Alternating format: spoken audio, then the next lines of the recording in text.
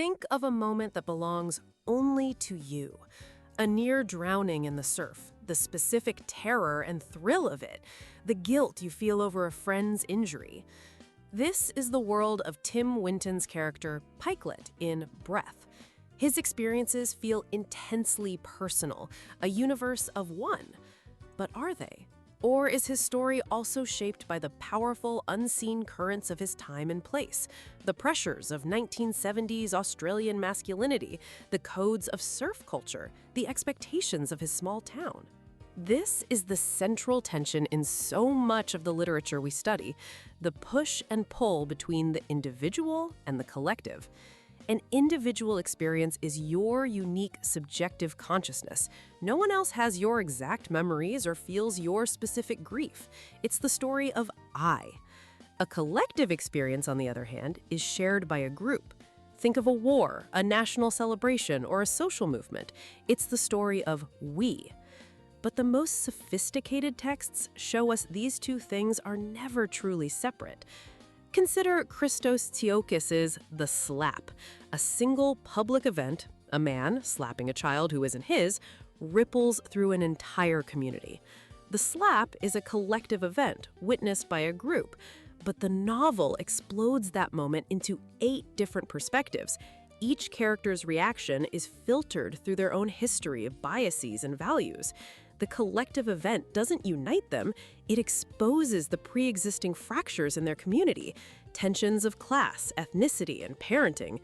Tsiolkis shows us that a collective experience isn't a single feeling, it's a chorus of individual ones.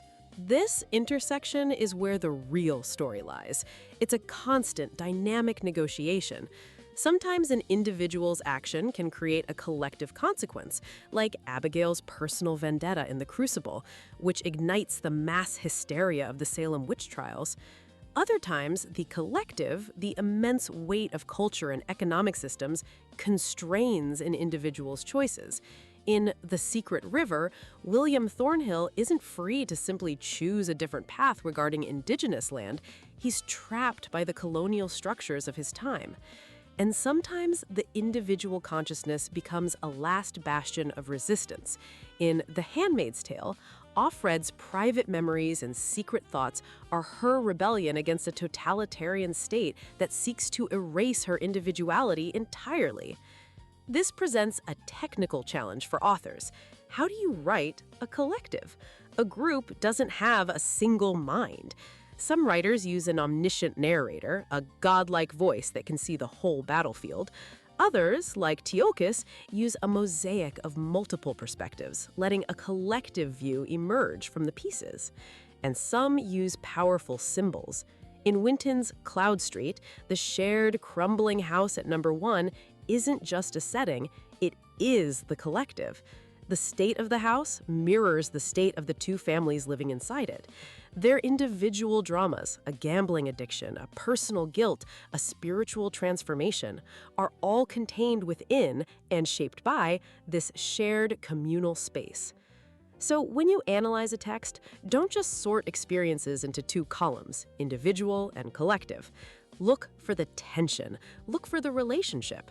Ask how a character's private sorrow is shaped by public mourning rituals. Ask how one person's choice ripples outwards to change a community. Human experience is never just one or the other. We are singular souls living in a shared world, and our lives are a constant conversation between the two. The greatest stories don't just tell us this, they make us feel it.